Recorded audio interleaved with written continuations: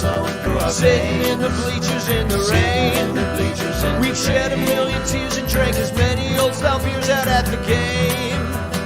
Let's go Cubbies on Ranto with Michael, Son Ranto and Crawley, Son Ranto and the lovable losers.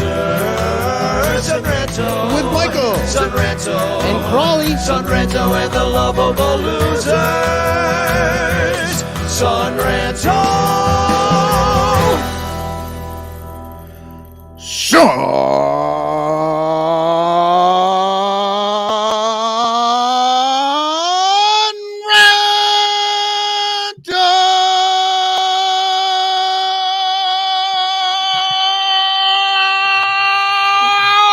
on, I got to get out of here, Michael. This is supposed to be a short show. What's the last thing I said to you? I'm like, I have to leave. I have to get to rehearsal tonight. But that's not why we're here, to hear about my issues or Michael's screaming or Crawley sitting there in peace. We're here to talk about the Cubs, and we're here to talk about the lack there of baseball thereof.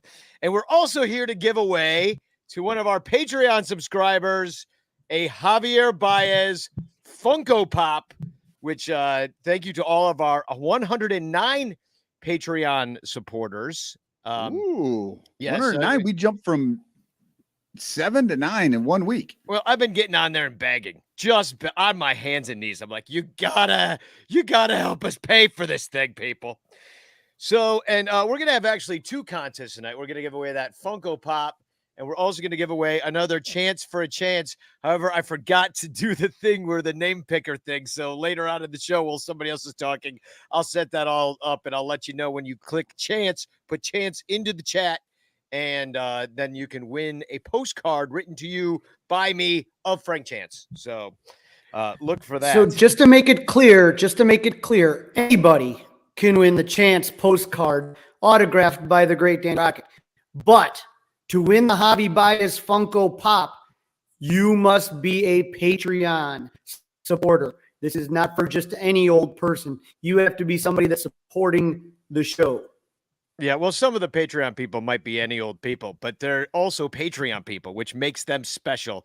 And if you want to be special, well, then become a patron, patreon.com/sunranto. So let's talk about let's face it. I'm going to just preface this show by saying none of the news is good. I've got nothing really positive to say about this last week's happening since we spoke last. Let's just start here. Actually, let's start with one positive thing, except for that he's dead. Ernie Banks' birthday just passed, so happy birthday, Ernie. But to celebrate, unfortunately, the Cubs removed the statues of his good friends, Ron Santo and Billy Williams. No party for Ernie this year. Yeah. So what people don't know is when it gets dark, the statues actually come to life and they play baseball in Wrigley Field. Wouldn't that be an awesome, kids baseball movie? No, and then baseball, they go in there and then all the statues play for the statue garden. But it used to look like this. This is a photograph that I took. It's Wrigley Field covered in not Wrigley Field, the outside of the right field corner. Billy Williams and Ron Santo on their statues, freshly fallen snow outside of Wrigley Field. And then I walked by the other day and some of the snow had melted, and so had the statues, and the statues were gone. And here's a couple close-ups of how pathetic this looks. They got it all fenced off, and then they have it fenced off because they just left the spikes, the big bolts just kind of sticking out of the concrete where any old person could fall and break their neck. And I was actually thinking it's where any old person could just bring their own statue. If it's not fenced off, somebody's just going to place a new statue on those bolts. If you got a statue that can fit those bolts, then I say by all means. I like this one. They chose to leave the sign on the fence around this statue that says "Maintain physical distancing, no autographs." So anyway, they're on a truck on the way to Comstock, Michigan, where they will be kept in storage until we don't know. And so they'll be back. Why Comstock, Michigan? What's going on in Comstock? Where they keep statues. You never heard of Comstock, the statue keeping capital of the country? So I know talks about ranting. I'm not denying that, but this kind of feels like one of the they threw a birthday cake in a dumpster type thing. This is, to me, some of the shit that was going on. That shit, if it was on Ernie Banks' birthday or when they did it, it doesn't really matter. Just in case Cub fans kind of, like I said, it's just I just think we're just bored and don't have a lot to talk about because you have no idea. Middle of I'm winter, just everybody can go outside. Holidays right. are over. Does anyone remember? Does anybody remember this? Yeah, that's the Harry Carey statue, and with the souls of all the people that he murdered right below him. And does anyone remember where that Harry Carey statue was? Yeah, wasn't it? It was by right field, right? It was in Addison and Sheffield. It's exactly in between where the Billy Williams and the Ron Santos statue used to be. And that was everybody howling. How dare you move Harry? Because his bar was Harry Carey's. It was High Tops for the longest time. Harry Carey's. It was like the world's largest Starbucks for a while. I don't even know what the hell's in it right now. I don't know if anything's in it. Nothing. But it's nothing's like in there. I mean, it would be the perfect place to store a few statues. Yeah, maybe they could have rented it Seriously. out for some statue storage. It's like right there. We can still look at them through the window. But no, they moved all the way to Comstock in the middle of a public storage unit. Does anyone remember when they moved Ernie's statue to Michigan Avenue by the Picasso? Yeah, why did they do that? Because they're doing construction, dude. That's what they do. People were They're doing tired of looking construction. at that Picasso. Yeah. When you're sitting there and you have all these machines, and anyone that's been around Chicago, if you got a bunch of guys ham-fisting a machine around, you don't want them dinging the statue, busting the statue, so you move them. It's really one of those much ado about nothings. It's a big nothing burger. Well, the statue thing is the statue's what is making everybody mad because they're like, they better put him back. I saw Dobb was mad. I got on the Dobb train. But here's the thing. What do you think they're doing? Do you think they're just hiding the statues? Do you think they're going next to the Joe Paterno statue for perpetuity that no one will ever see them again? They're painting them bright green. I have no idea. See, that's what's happening. They're doing something. They're updating them. They're going to come back with DraftKings logos on them. No, they're coming back with the City Connect City Connect jersey. Yeah, Nike Swish on their fucking jerseys. Yeah, Damn it. Adidas, City Connect jerseys. But no, the story is actually that's the Sportsbook is going in. And as soon as they got approval, they're like, let's build that thing immediately because people are going to dump money for free in our laps because they're drunk and stupid and making bad sports bets. And oh my God. because people don't become bookies because they like giving money away to gamblers. It's because it is a foolproof business where you will always win. Because you always win. The house always wins. Everybody always knows that. Now, if you sit in there, have a good time, watch the game, have a few drinks, so be it. But the story is they're building a sports book, before a museum where those statues should probably be amongst many, many, many other statues and plaques and pictures and memorabilia and gloves and balls, all of it. But instead, they find it after 10 years of owning the team that they're finally going to build something else, and it's going to be not a museum. It's going to be a sports book. Now, we'd all gladly pay $10 to go in a museum, and that's also dumping money into their pockets, but it's too hard for them. They don't want to do it. They just want the easy money, and it's pissing off a lot of Cub fans, especially because they're in the middle of a lockout. And so we're like, those greedy fucks. They're like, no, what are they doing? The freaking gambling hall? Like I said, I will call the Cubs out when I think the organization is doing something wrong. I think this is just anger just to be anger. There isn't any anger's at the sports book is what I'm saying. It's not at the what I'm telling you is that right there is no bigger gold mine. I don't care what museum you have. And I've been proposing, I talked to Crane Kenny, I've talked to everybody and their brother about a museum. I get it. But that is a literal gold mine. And every team right now, the United Center, they're putting one in there right now. There was an article that the Washington Nationals are trying to race to be the first to open it. If you think that there is any owner right now, like the Bears, I'm sure already have one on the Arlington Heights plan. Okay, but Crawley, let us be fucking pissed about it. Quit telling us this is going to be a gold. We all fucking know it's going to be a gold mine. For who? We don't Not me. want it. But It's we knew ruining that the it was game. we knew when we saw the proposals. We saw where it was going to be. I think that was like a year and a half ago or something. Charlie, we've been mad the whole fucking time. I haven't We stopped just- being mad. we I'm not just- going to stop being mad. Just Just remember because that we were the mad. Ricketts are making fucking money. That doesn't help me.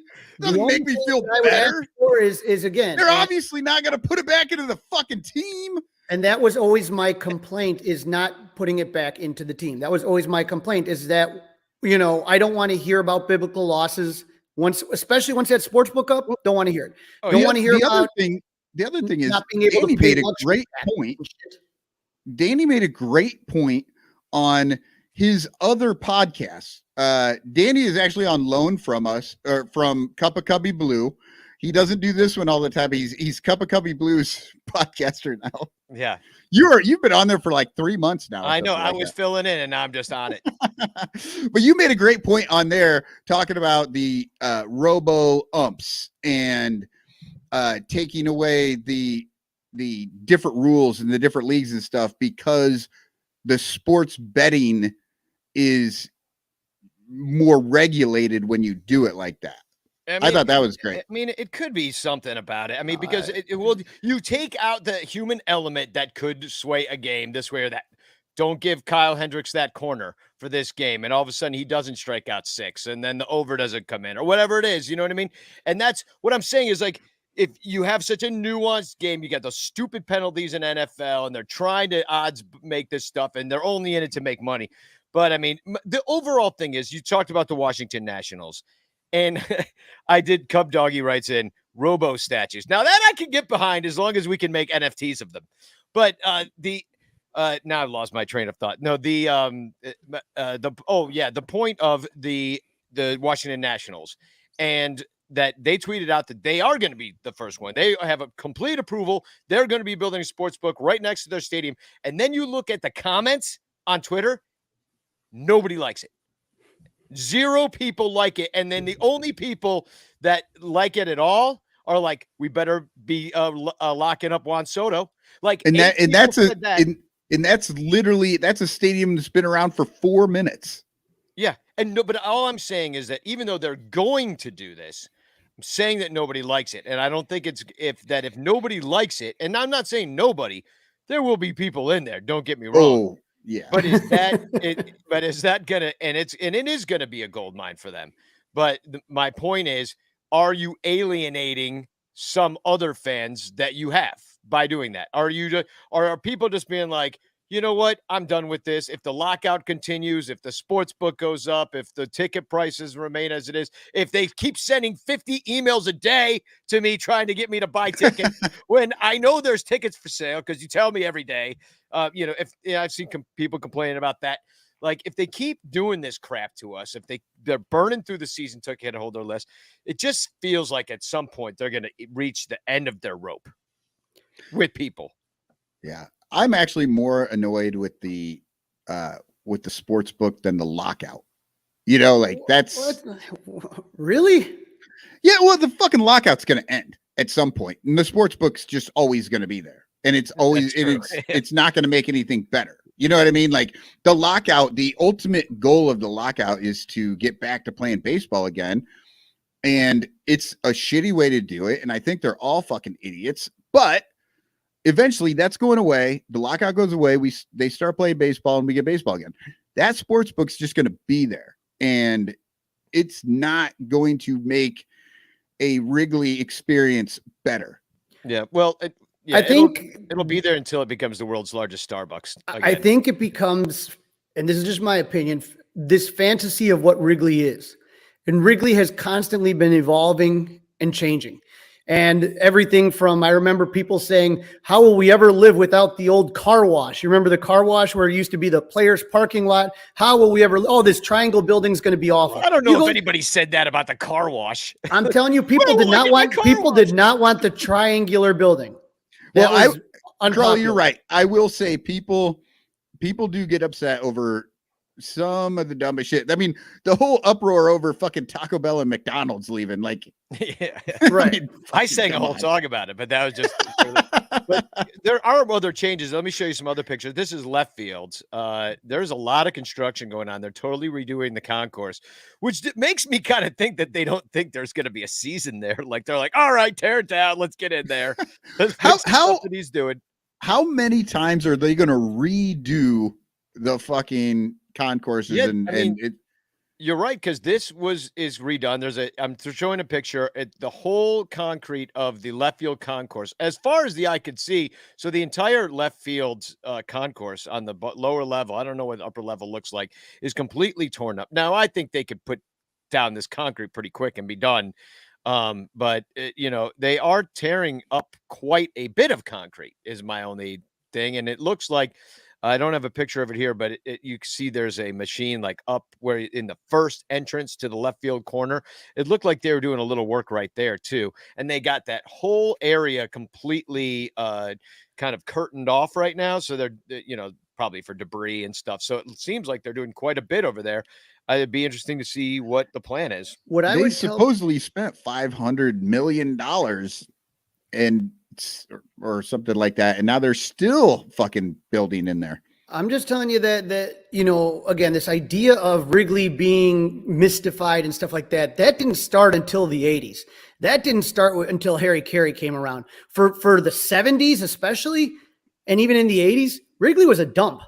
It was an absolute piece of garbage. And you've joked about PK Ricketts and all that, but PK Wrigley did nothing with that stadium. And then later on in the 70s, they changed it to that stamped concrete, and it just looked awful. If I could say to Tom Ricketts, the thing, obviously the World Series, but the thing that the way that they beautified Wrigley Field and made it look so like it did in the 1930s, that place in the 2000s, I still have it somewhere in a big pile of collection.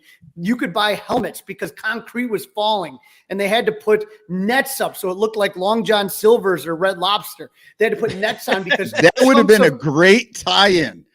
God, Yeah, if they would have gotten that Long John Silver's money, right, the Tribune wouldn't have had to sell.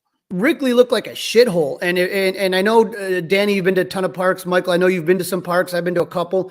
I mean, when you sit there and you looked at what other parks had, Wrigley, when you looked at the field, looked beautiful. But like any amenities, anything around there, the neighborhood in the 70s was like gang wars and stuff like that. It was shit. Yeah, preserving the ballpark, they absolutely did a great job of. It needed to be done. They got their landmark and stuff. So they're playing ball in the way they have to.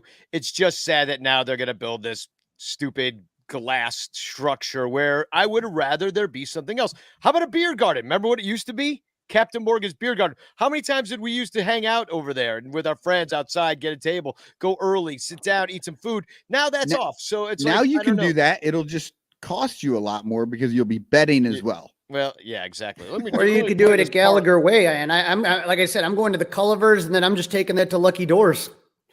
Yeah, I know there's plenty to do around. Listen, it's true. They've done a great job. It looks a lot better out there. I'm just saying I don't like a sports book being attached to Wrigley. Just my personal feeling on it. And I know a lot of people agree with me, and I know a lot of people will go to it and have a great time going to it. And it's not honestly, even against. Oh, go ahead.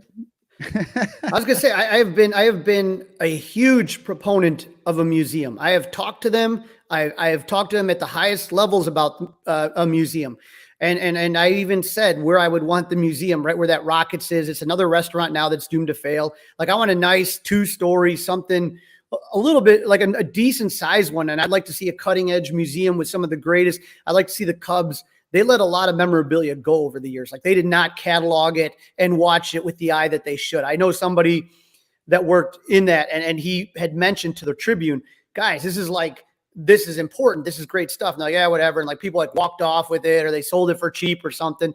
They're going to have to buy a lot of that back. And I think that's a project that is going to take a while to put out there. And I'm disappointed that they haven't with all the whatchamacallit, sportsbook planning instead. With not with the sportsbook planning, but with all the revenue that was coming in, that wasn't a priority earlier. Now, after everything that happened in 2020, 2021, obviously putting a sportsbook in and trying to milk as much money out of that as possible is far easier to do, far easier to put that up than to get all the memorabilia, to build all the stuff, the buildings that would technically already occupy it. I don't know. Right. No, and I'm not against gambling. I like casinos. I would go to a casino in a heartbeat but I don't want to go to the fucking one right next to my ballpark, like the Wrigley Field. That's what's bugging me. Now, if they get a craps table, you might have me. No, the only way they're getting me is if their slot machines are actually that Fergie Jenkins statue. Danny pull his arm down. Danny tried to get me to go to the casino in Detroit. I don't like betting anything, but I'm not a big gambler type person. But I would go to like the sports book for like March Madness. Like for me, like when there's no Wrigley Field, there's no games. Like I start jonesing really bad to get back to the ballpark, and I'll find Ronnie Woo's birthday. Sure, I'll drive all the way down to Wrigley Field. Let's go. Like I'll find any fucking excuse. So I think it'd be fun for me to go to non-baseball events. Or Ronnie maybe Woo's. like Danny, remember when we saw Dallas came in from Australia and we went to Sluggers? Sluggers, yeah. Like, it would be cool just to like watch the home run derby from something like that. Put a prop bet on that or something. I wouldn't mind doing that. Well, I want to transition to something about you coming down to Wrigley. Tim DeHate says in the chat, is the Fergie statue going to have its debut in Michigan? Which I thought was pretty funny. Probably. They'll just like take it down on the back of the truck from Comstock and we'll all do a convoy with it. But Crawley, you were actually at the unveiling and the dedication of the Ron Santos statue. So we wanted to have a little story time with Crawley just because I wanted to play the theme song pretty much is why. Story time with Crawley, with Crawley, with Crawley. Story time with Crawley, it's Crawley story time. All right. If you remember, Ron Santo passed away, and we were all absolutely heartbroken about that. In 2011, the statues that we're talking about, the Ron Santos statue, was dedicated, and I was down at Wrigley, and it was absolutely amazing. If you take a look, this is the whole like right field corner where it says a perfect 10, and it's a huge kind of like see-through, but like drapery that says Ron Santos, showing him hitting the ball in the 1960s. That says a perfect 10 with the patch that they wore the next year. And it's weird, man. I take a look at how much younger everybody looks. There's Tom walking down there, but similar to the Ernie, it was covered in like a blue tarp, just absolutely beautiful. Do you know what they had? Could you put that blue tarp picture back up?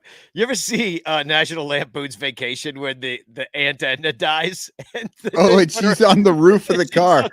That's exactly what it looks like. It looks like Ron Santos' dead Aunt Edna in the car. When Crawley said much like Ernie, it's covered in a tarp, I literally thought like Ernie Banks is covered in a tarp. Like that's what they're mad. So we sit here and we have the trumpet guys are out. They always bring those guys out for big occasions, and it was just great because they always would have the guys with the trumpets with the banners at the end of the trumpets. Every time they did a flag raising or a statue dedication, they have the little pomp and circumstance. Yep, exactly. Those are not trumpets though. They're like giant longhorns. I don't know, like alpenhorns or something. I don't know what those are called. I don't know, but if you look here, you can see Tom addressing the crowd and Len looking on. The great thing was hearing all of Ron's teammates. There's Fergie Jenkins, who's getting his statue, long awaited. Ernie Banks, I take a look at Ernie, and I think I got a closer picture that's Billy right there. Just all of his teammates coming out and just having kind words. Glenn Becker was there. Milt Pappas was there. It was awesome. The only Pat Hughes was great. His kids, Jeff and Ron Jr. were there. But the thing that was tough is they brought a bunch of people through the JDRS, juvenile diabetes, and it was crowded and it was hot and people were literally passing out and they had to like keep dragging people out of there. But this is the moment where they took the tarp off, and it was absolutely, like I said, I think it's probably, I don't know if it's my favorite statue, but it's hard to pick just one, but they really knocked it out of the park. Lou Sella and his team just absolutely just did a fantastic job with this. And it was a special day to finally see that for the first time. And my dad grew up a big Ron Santo fan. And when my dad saw it, he was with me. And, he just kind of looked at it. He's like, that's the image I have of Ron Santo, that play, that barehanded play, kind of like, that short ball that comes and he kind of picks it up barehanded and gets ready to throw it.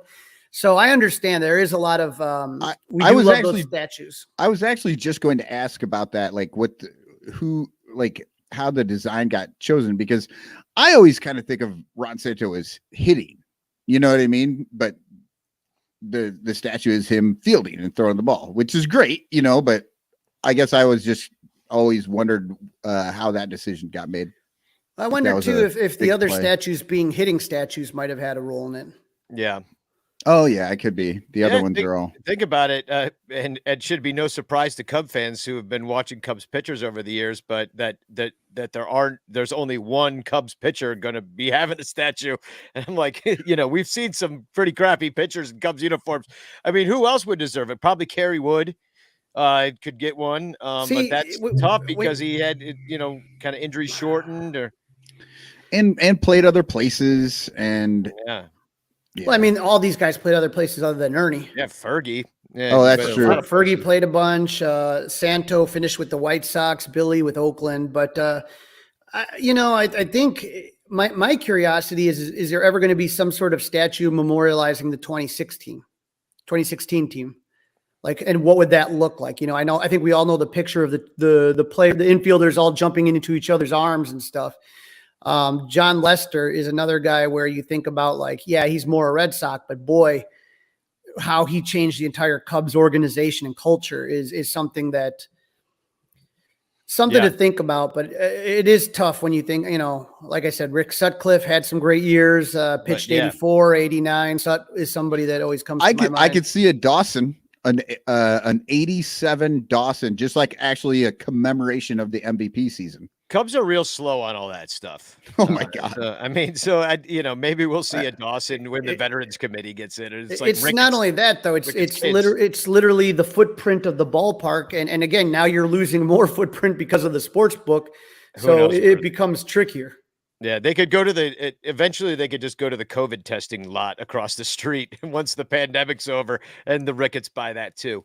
I did see something, you mentioned that the Cubs have a lot of memorabilia they need to buy back. One of the things I've been kind of enjoying doing with the lack of baseball news is going on sports memorabilia sites.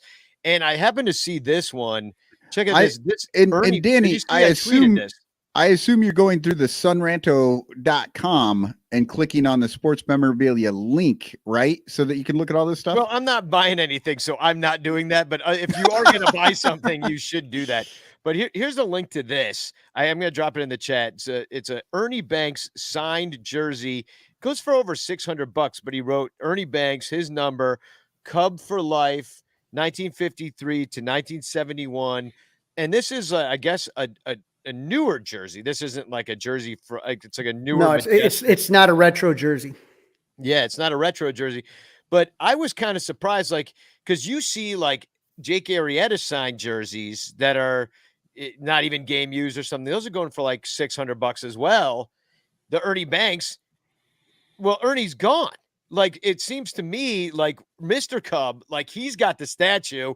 How is that? And the reason I'm bringing this up is because I want to ask you, Crawley, why is Ernie Banks's signature on that worth $600, and then Jake Arrieta's signature, who's still alive and still playing, maybe on a worth the same amount? Well, I think it would depend. I'd have to see the jersey you're talking about. I would say that if it's a World Series jersey, anything Cubs World Series is huge. So if you're telling me it's one of the gold jerseys, 20, the other thing you take a look at is inscriptions. The more inscriptions, the more it's worth. So if it just says Jake Arrieta, something. If it says Jake Arrieta 2016 WS champs, now you're going to throw some money on. If you put Jake Arrieta 2016 WS champs game 2 and game 6 starter, now you really kick it up.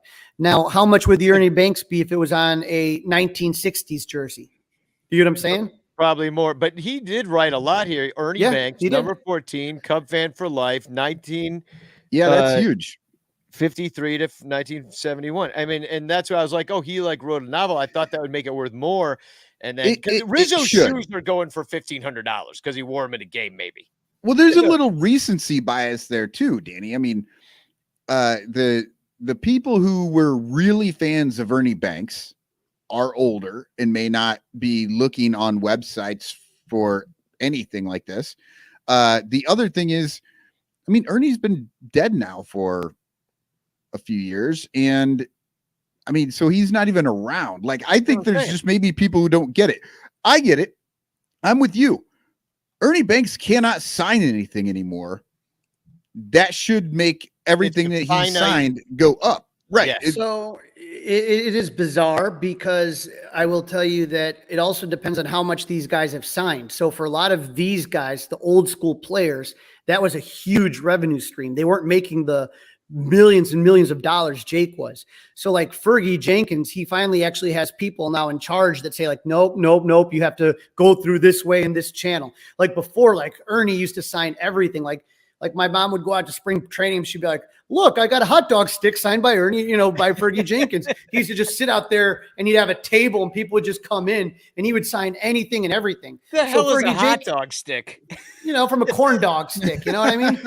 Wait, no, that's impressive. Like, do you know how thin those are? That's like a tiny little thing. I'm just Jenkins is painting the corners. He's just in there all tiny. Oh, Danny, that's nothing. I got Fergie's autograph on a piece of rice for Valentine's Day once. Again, Ernie Banks is a Hall of Famer.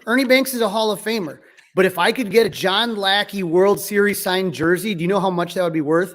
Way more than most. Now, again, game used is a completely different thing. I'd have to see a look at what Jake Arrieta World Series jersey or what jersey you're talking about. I want a John Lackey signed dead child. No, John Lackey. If it's anything John Lackey, because John Lackey doesn't need to sign. He doesn't like to sign. He doesn't sign. So it's a lot harder to get something John Lackey than he likes Ernie to kill, Banks. Though. Ernie Banks used to sit at CubsCon for hours and literally sign everything and anything you put in front of him. So it's supply and demand is one of the big things. And anything Cubs World Series is huge. We got to trick John Lackey into signing something. Just like, I don't know how to do it. But here's another question I had. This is another sports memorabilia thing I want to bring up. Now, it was a postcard.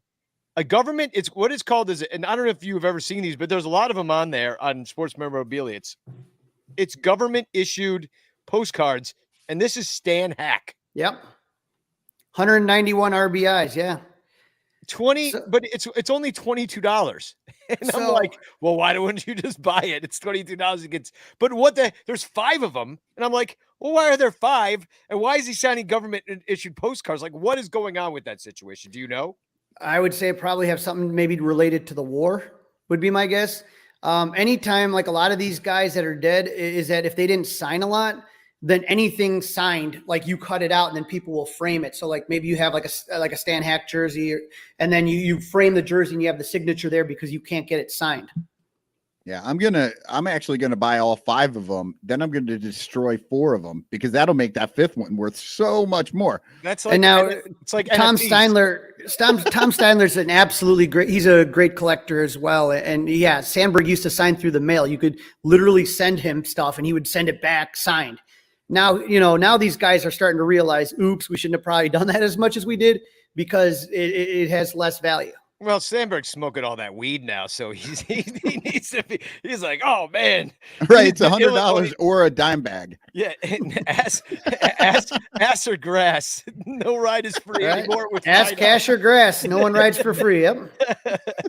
Well, speaking of not riding for free, first of all, we started the contest. #chance in the chat for your chance to win a Frank Chance postcard autographed by yours truly, me. So if I ever do anything that makes me more famous, you could say, I don't know, you could sell it on sports memorabilia. You get at least $22 for it. Yeah. Well, I don't know. Can you imagine if I mine went for the same as Stan Hack? I already don't understand how it works. That would make it even. I'm like, oh, anyway. Yeah. So chance for the chance. Ooh, we got our first one right there. #chance by John Vasquez, Robert Sanchez Jr. We got, they're starting to pour in. Yeah, everybody wants my autograph, which will be worth possibly 22. But at least it'll be worth more than my NFT, most likely. Maybe not. So here's a commercial, which is how we keep the lights on for the Sun Ranto shopping page. Stay tuned. We'll be back in 1 minute. If you're like most Americans, you buy shit. Lots of shit. Sometimes you buy shit for other people. Sometimes you buy shit for yourself. And sometimes you buy shit you have to buy just to stay alive. So why not buy shit through the Ranto affiliate? Links at sunranto.com/shopping. We've got tons of shit you can buy.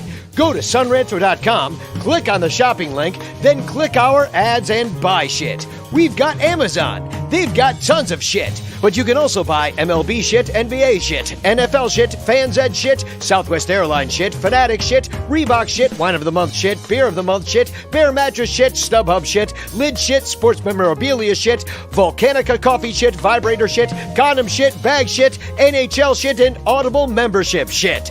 There's a whole lot of shit that can help the Ranto Show stay on the air so we can keep talking shit. So buy shit today through sunranto.com/shopping. Thanks. Cubs Jesus thinks you're the shit. I hope none of you were driving in your car with your children while listening to that us live right now. But if you were, my apologies. But seriously, sunranto.com/shopping. Go ahead, Crawley. Every time I see her talk about, every time I hear you say dildo shit, and all of a sudden I see the girl in the picture, it looks like she's holding a giant baguette or something. Well, you know, that's how the kids do it these days. So I thought, like, wow. So I see a bunch of people commented chants. I think you have to write it like David Elliott has written it, which is hashtag capital C HANCE lowercase. So just try it that way. So let's talk about the lockout. I mean, pretty disappointing news today, which was basically. What are you talking about? They were talking today. We're all excited about that. Well, remember how excited we got last week when they talked 2 days in a row? Yeah, but then they didn't talk for a whole freaking week. And then Jeff Passan comes out of there and he tweets this out. The meeting between Major League Baseball Players Association and MLB is over. Little progress was made. The on-time opening of spring training at this point is in grave danger and, frankly, would take a miraculous deal coming together to rescue. A delay feels inevitable. And Evan Drellich tweeted today's 90-minute meeting between MLBPA was heated. Some owners and players participated. The MLBPA made moves in 2 areas, service time manipulation and pre-arbitration bonus pool, blah, blah, blah, blah, blah. All the nitty-gritty about it, which we can go through in a second. But they did talk, but it seemed like no progress was made. And it seems like the players are the only ones that have given anything so far, at least that's what we've heard. And the owners are like, no, we like things how they are. We're going to keep it. And that's where we're going to stand. So it's frustrating. Yeah. The players are, it seems like the players are definitely working. They're trying to, they're working in good faith, trying to make, adjustments and stuff to what they're asking for. And the owners are just saying no, and fuck those owners. Yeah. I mean, Crawley, are you more pessimistic this week than last, or you feel the same? I feel the same. I feel that, like I said, it was going to be, I thought spring training was going to get delayed. So they should have been in camp right around Valentine's Day, February 13th, 14th is usually pitchers and catchers report. Usually report on Valentine's Day or close. Yeah. Pitchers and catchers report. And then the position players usually trickle in, the next week or two. I think that's going to be pushed back to March. And then the question is, do they try to make up those spring training games that they would lose, or do they just go into the regular season as it would be on opening day, March 31st, or would you push it back a week? It's always what I thought was going to happen. So there's nothing right now that has me panicking right now. I have my tickets. I have my flight. I'm heading to Mesa. You'll get to watch the AAA team play somebody else's AAA team, because there won't be major league players there. But to be honest, like, those are kind of the guys I want to see. Yeah. I mean, I want to see Brendan Davis. I want to see Peter Crow Armstrong. I want to see DJ Hertz. I want to see Cole Franklin. I'm not going to see, no offense, I've seen Kyle Hendricks pitch a bazillion times. I'm looking to see the next wave of talent. Have you ever seen a spring training with Frank Schwindel? I mean, come on. The problem is I was there last year. I just don't remember when he exactly landed on the team. But hey, Frank and I are cool, man. I like Frank. No, he was on the there. A's. Yeah, he was on the A's last spring training. How about Patrick Wisdom Bombs? He's just going to be hitting homers out there. It'd be fun. I did hang out a little bit with, what was his name? Andrew Chafin. When I first got to meet him and know him and stuff like that. That was fun. That was out of spring training. Like he wasn't the big thing yet. I'm just like, who is that guy? And I'm like, and I'm in the backfield, and I'm talking to him, and I'm like, hey, dude, anyone ever tell you look like Rod Beck? He goes, who the hell is Rod Beck? And I'm like, damn it, I'm old. Here's the thing, though. That's a lot of revenue loss. Those games in the summer, Chicagoans and New Yorkers and Boston people are flying down to Florida, and a lot of people are getting out of their winters, and they're going down to Arizona, and the Airbnbs and the hotels are full, and the restaurants are packed, and there's parties and drinking and all sorts of money being dumped in there. And the owners are making a shit ton of money. Sloan Park is a huge investment, a giant money. They break record after record after record, packing people in there. They make money on the parking. They make money selling, $10 beers. This is not a small thing for them to be just like, oh, I guess we just aren't going to do spring training. No deal. Because I don't want to hear about it if they're like, well, we were really hurt when there weren't fans in 2020. So I'm like, well, you hurt yourself now. So like, I think that's why it will be just they'll bring in the AAA guys and AA guys, and they'll just put those guys out there to play. Scabs. You can still do it. Well, you know what though?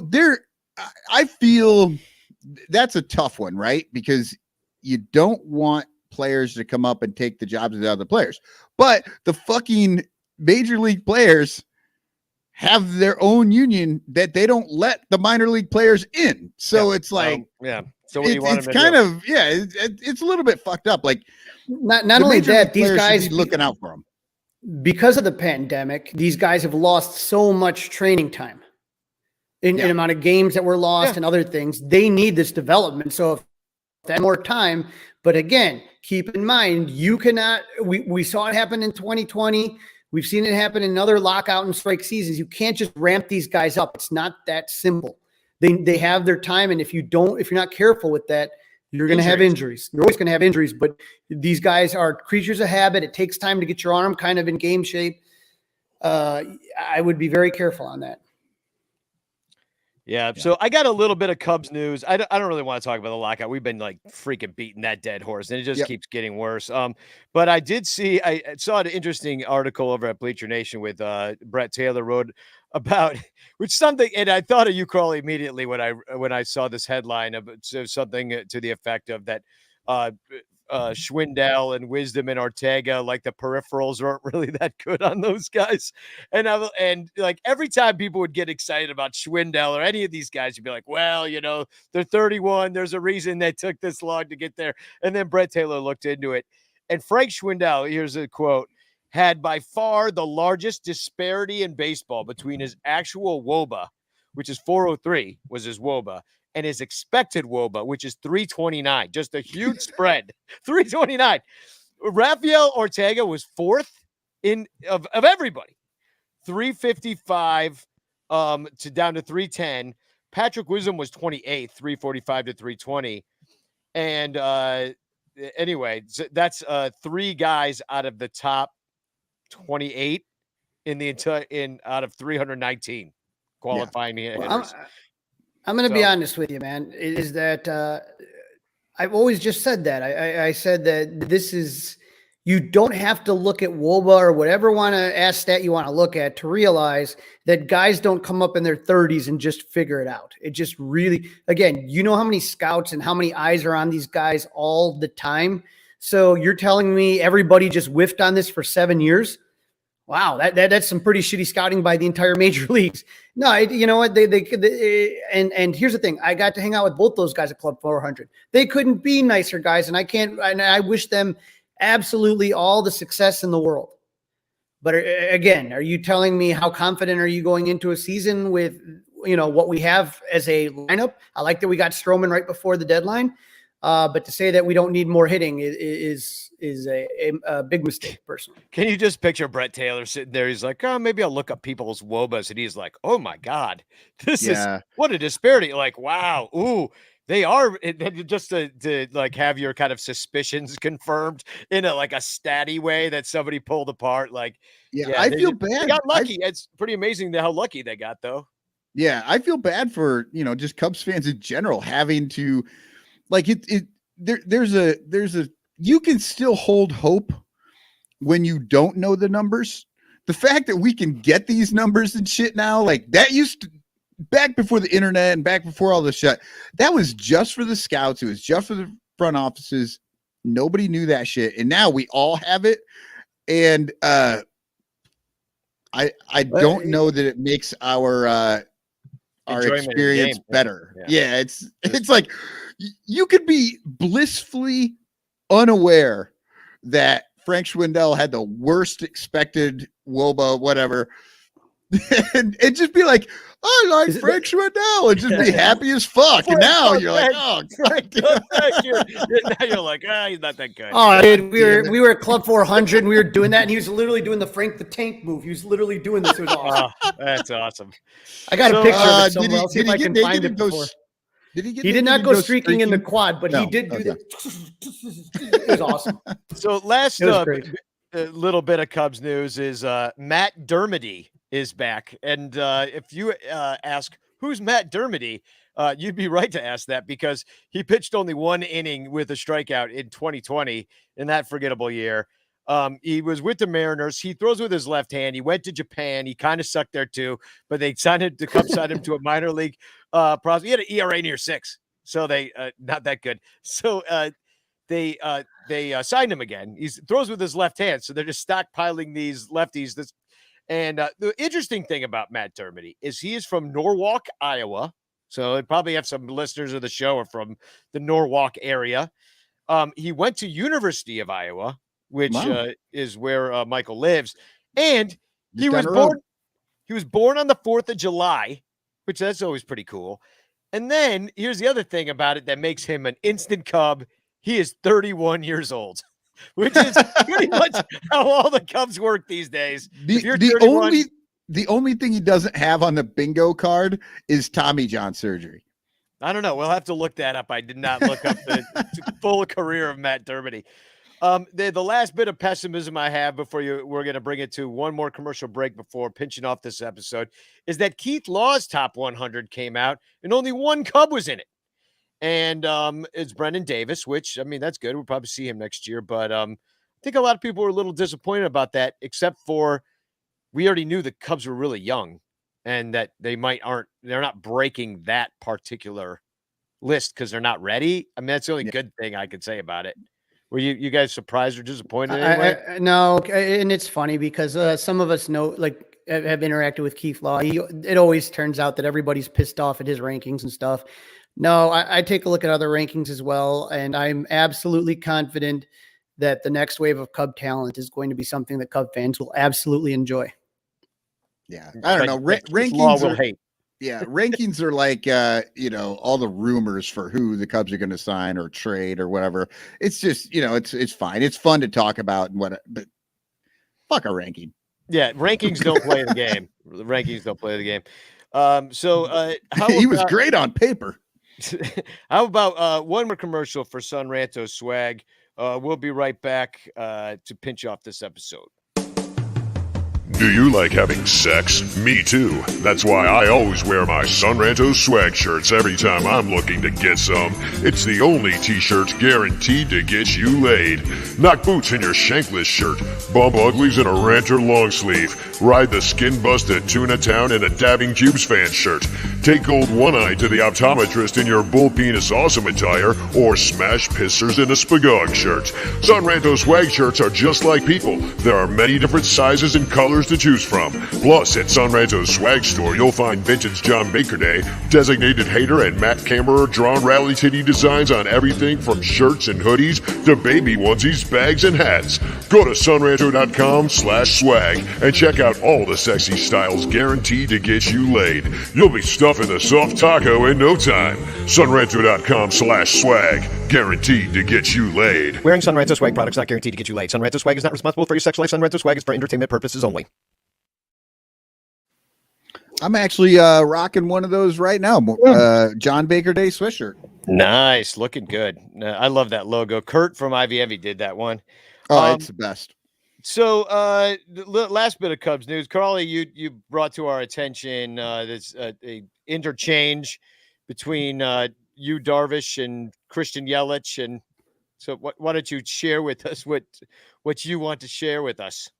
Yeah, so you Darvish again. It was one of the really fun Twitter follow when he was on the Cubs. He still is a great Twitter follow, and I'm excited because Marcus Stroman is also a great Twitter follow, and now we have him on the team.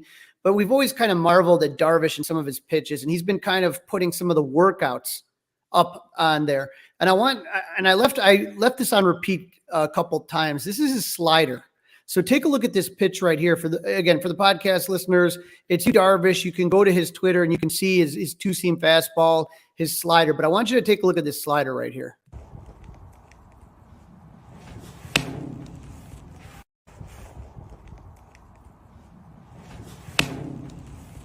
Just huge break to it.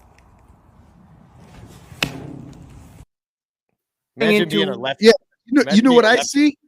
I see a fucking ball. It's outside. Yeah. Ball one.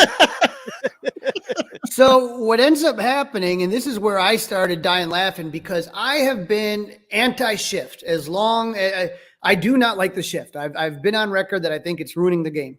That is my white whale. That is my DH for Michael. I cannot stand the shift. And Ian Happ put something hilarious up. He put that up there, and he said, "Just hit a ground ball to the left side. It's not hard to beat the shift." It is literally, there is no way, especially if you're a left-handed hitter, okay, and that ball is barreling in on you like that, there is no way you're beating the shift. No, you take it. It's ball. It's a ball. It's ball one. Yeah, you take I it. mean, right. Spit on it, right? Rizzo gets hit in the leg with that and just goes to first for free. Yeah, maybe he scores. I'm just telling you, there is no way. Again, if that's the pitch you're doing against a left-hander, or shit, even a righty with that pitch would be, you're not pulling that. You just put everybody on the right-hand side. Anyone that makes contact, that ball is going to the right side. Absolutely not a problem. And that's, to me, I thought it was hilarious that Ian said that. And then I will give credit, even though I don't like to, because he is someone I don't like very much. But Christian Yelich had talked some shit to you, Darvish, where they thought that the Brewers were cheating. And in a video, it looked like Yelich saw something, and all of a sudden he turned out of the batter's box and looked at something, and Darvish stepped off the mound and then re-gave signs. And so somebody asked you, Darvish, about what he thought, and he said, "That's why I stepped off." And so Yelich replied with, "Dude, nobody needs any help against you." And now he kind of, after seeing the video, he says, "As a man of integrity, I may need to acknowledge the mounting evidence that we may in fact need help facing you." So it was kind of a funny, like I said, it was funny. He was able to kind of make light of himself, but that pitch is unbelievable. And it just shows how hard it is to hit a baseball. Yeah, I think the mounting evidence for Christian Yelich is his last 2 seasons. Yeah. Yeah, something was going on there. Yeah. That's for sure. And Michael, you also had something about we lost a Cubs coach and former player, guy named Gene Kleins. Yeah, so I was looking for any story when there's nothing here. Oh, nice. We got a picture and everything. Yeah, Gene Kleins is actually, his biggest claim to fame was not with the Cubs. It was actually with the Pittsburgh Pirates back in 1971. He was a part of the first all black and Latino lineup in all of baseball. 1971. They won the World Series that year against the Baltimore Orioles. Now, let's just take a minute to really unpack that. The Pittsburgh Pirates beat the Baltimore Orioles in the World Series. Like, holy shit. It was the 70s. People were doing LSD. Like they were pitching while using LSD. Yeah, things were topsy-turvy. Totally crazy. No, but Gene Kleins did don the pinstripes there for a little while. His last 2 seasons as a player, he was with the Cubs. Then the Cubs cut him in his 3rd season, but retained him as a coach. And he coached with the Cubs till 81. And then Dusty Baker brought him back in 03. So he was the first base coach on the team there they went to the NLCS. So he was with them the whole time that Dusty Baker was there. So he died this week at 75. I remember it clearly, Gene Kleins at first, and then you had waving Wendell Kim at 3rd. And it was you know, I got to meet all those guys at the Cubs convention, and Gene Kleins was a very nice man. Well, R.I.P. Gene. Okay, a few announcements, and then we'll get out of your hair. We got the weight loss challenge is going. Michael, I noticed that you actually have lost more weight than everybody else by poundage. I don't know if it's by percentage, but you took off like 6-7 pounds or something like that. Yeah, man. I had a good week. I was on the what did I call it? The depression diet. I ate nothing but broth for like an entire 36 hours, and then I had only beans for another 2 days. And so that's the only thing you could eat in the depression, and those people were thin. So that's where I went with it. Well, it worked. The only thing that was depressed after seeing you beating me was me. So the other thing that we got going on, and they just came in the mail. Now, here, check these out. Bleacher Bum Band shot glasses are here. So these are now for sale. We're trying to record a record. We've actually started recording a record. We gotta sell a bunch of these to get some studio time. It's pretty expensive to rent studio time. So buy a shot glass from us and or join our Patreon too. We got a Patreon for that too. But here's a better picture of the Bleacher Bum Band shot glasses, and I'll also drop a link in the chat where you can pick that up. That's pretty. Yeah, isn't it pretty? It's cool. Looks perfect for some Malort. All right, me and Jeff already drank Malort out of it. Yeah. In fact, for an extra $10, me and Jeff will actually drink Malort out of yours and then send it to you. It's worth more. Game used. Game used. Game Yeah. used. So, Michael, you started a new thing. We started today. The Sun Ranto singles, which is another reason to become a Patreon patron because you'll get those without ads on them. But Michael, you want to explain what your idea for Sun Ranto singles is and little things we're going to be doing throughout the year? Well, I just, we're doing this once a week. We do different things now. And I just thought for the podcast listeners, we would do just a real quick jump on, say what's on our mind, as long as it's, something related to the Cubs. And I put together a few just to let you see what they were, but the first one I put out was about the dimensions, the original dimensions at Wrigley Field when it was built and how it was. I'm not going to say too much about it because it's a very little short, just kind of snippet. Just something they're all get you the 2 day, minutes. little 2 minutes long. Yeah, it's so Sun Ranto singles. It's just another thing that we're going to be sharing with you guys because we're always trying to improve here and do new fun stuff because we enjoy it. So thanks for doing that, Michael. It's awesome. I want to do a few too. I was like, oh, let's brainstorm and sit and we could divvy them up and each do our own singles and thought that might be fun. The other thing I got going on is I actually have to run right now because I'm going down to the theater. The Martyrdom of Peter Ohay is a show that is being put up at Trapdoor Theater. I am the music director and the sound designer of it. Here is a poster, a little flyer of it. It's really good. I wrote a bunch of circus music. It's only an hour long. And so please come and see that. You can go to trapdoortheater.com. That's with an R-E, not an E-R at the end of theater. And you'll find it, The Martyrdom of Peter Ohay. And also, I don't know, we didn't really decide. Was supposed to be our last Green Room episode because next week we're going to be on a new platform called Colorcast, which you can find at colorca.st. Which there's oh, perfect. Yeah. So just remember that. No, it's Colorcast, but the ST is the .com of the situation. So if that makes sense to anybody, probably doesn't. But that's where we'll be. Follow Sun Ranto's show. What are you, Cubes fan, Michael? And Crawley, yeah, Crawley's Cubs again. Right. You can see it right down there, right where my name is. That's the exact same handle I have for Colorcast. So download Colorcast. It's unfortunately only for iOS people right now. And next week we'll be doing our post show, which probably will be on Wednesday night later than tonight. Because thanks for tuning in early tonight for me and the Martyrdom Peter Ohay. But do you guys want to do an after show convo or anybody, or do you just want to go eat dinner? Yeah, we'll go eat dinner, man. Really. We're early. You're taking off. Let's We went early. We're going to take this week off from Green Room, but we're going to be on Colorcast next week. Download that, follow us. And before we get to let's do. Does anybody have any TFCs? Because I just have one. I have one.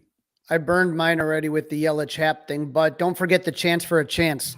Yeah. No, we'll do chance for a chance, and we got to give away the Javier Baez Funko Pop. So Marcus Stroman mentioned earlier in the show, he tweeted out today after the disappointing meeting between the players and the owners, said Manfred and his boys delaying the season for no reason. Not shocking, lol. And that's what he was retweeting that the little progress had been made. And somebody replied to Marcus, said, I don't know why these shitty old dudes are trying to kill baseball by keeping it only appealing to other shitty old dudes. Good for you, TNT Racer 34. Just jumping on it. Yeah. Tearing into it. All right. Well, mine actually coming off the Reddit Chicago Cubs subreddit. This dude posted a picture of his brand new jersey. F me. Just dropped $150 on a customized Cubs jersey, but I screwed up the information fields and accidentally had it embroidered with my credit card number. And this picture is of a blue Cubs jersey. And this honestly might be a joke from some other thing, but I love it. It has the number 98 on it, but instead of a name, it's got his credit card number on it, which if that's real, Mr. White, that it's amazing. And I hope you have canceled that credit card.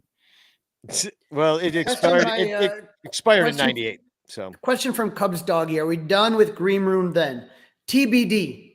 Don't delete the app just yet. Yeah, don't delete. Now we might use it because we're going to go over to Colorcast because they're doing a sponsorship with Sports Drink, who sponsors our show. So we're like on that network. So we're just going to kind of be moving back and forth between whoever's greasing our wheels, if you know what I mean. So, and we appreciate you coming with us. But what I do like doing is a post-show conversation with you guys. Just tonight isn't a great night for it. In fact, I'm already late. So let's announce, first of all, what should we do? The chance for a chance? Chance for a chance. All right, we'll do the chance for a chance. We have 9 entries. Hashtag capital C and the rest lowercase chance. Do it that way. And I haven't seen Artie in here at all. So no, you Artie, got a chance then. No, Artie's in here. Oh, is he? He I is. haven't seen him mentioned. I will tell you while you're putting in that chance for a chance, don't worry because Ernie and Fergie are not at Wrigley Field. They are, or Billy and Ron Santo are right here. I got the statues right here, so don't worry about them. And he's not even in Michigan. All right, so here we go. We're doing the drawing. Do. I did see Artie in there. Yeah. He's in there. He almost won again. John Vasky. Nice. Congratulations. Artie Boucher almost won it again. With Artie there. God damn it. That guy, I mean, how is that even possible for Artie to become that close again? I'm not even doing this. So congratulations, John. You've won a postcard from me, chance for a chance. And the now we're gonna do, and I've got a wheel here of this too. So wait, no, that's the wrong button. Sorry. Old man, look at my life. Oh, I've got to stop. Not if you're on Spotify. Yeah, exactly. Chrome tab. All right, where's the giveaway wheel? Giveaway tool. This was the Billy Williams that they gave away years ago. Woo. John Vasky says, "Suck it, Artie." So are you guys ready? Now this is all the Patreon people that were eligible. That's everybody above the $5 level. And look, even Son Ranto is in there. So I guess all I gotta do is what? Do that. And then round and round she goes. Where she stops, nobody knows. And the winner is Tyler James Klein. Congratulations. You have won the Javi Funko Pop, which was actually donated by Artie Boucher. So it all comes full circle. I figured Artie would have won that too. So I guess that's our show. We'll be back next week. Please, look at the Patreon feed. Join the Sun Ranto Ranchers. We'll let you know when our next show is going to be. Everything's kind of up in the air right now, but we're definitely going to be doing a show next week. Come and see Peter O'Hay. And I thought I'd end the episode with, first of all, I'm going to play a really cool trailer for the martyrdom of Peter O'Hay, so you can check it out. It's only 50 minutes long. You're going to recognize Dennis, our Cardinals fan friend, who comes on and talks trash to us about the Cubs. And then we're going to play a new song that I wrote in almost like an old Woody Guthrie tune about the statues moving away that I shared with just Patreon people. But I'm going to put that out there too. I'm going to call it Moving Statues. Maybe it's something I develop. But Spagog, everybody, and we'll see you next week. Spagog. Spagog. Only yesterday I was just old Mr. Boring O'Hay, quietly reading my newspaper with my family. And now, my house is swarming with politics, science, art, and authority. They own this apartment now, not me. Off I go to satisfy state expediency, the claims of science, the whims of muses, and edicts of power. It's the only way to escape their tyranny forever. I'd rather forget the part that my family had to play in this whole affair. A collection of assorted elements, plots, ambitions, fevered phantoms, lack of respect for fathers, and chaos have forced their way in here. This age does not suit me, and I have no wish to seek slavishly for its approval.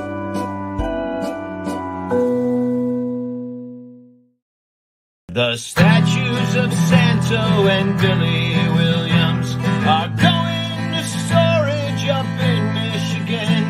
The Cubs haven't said when we'll see them again. The Ricketts treat Wrigley like an ATM, a gambling house for the degenerates, where Tommy will add to the cash that he nets from all the bad wagers and misguided bets, while he spends like the Marlins instead of the Mets. They just want to get some more money from you. $12 Budweisers and overpriced food. They gave us Marquee and poor Tommy got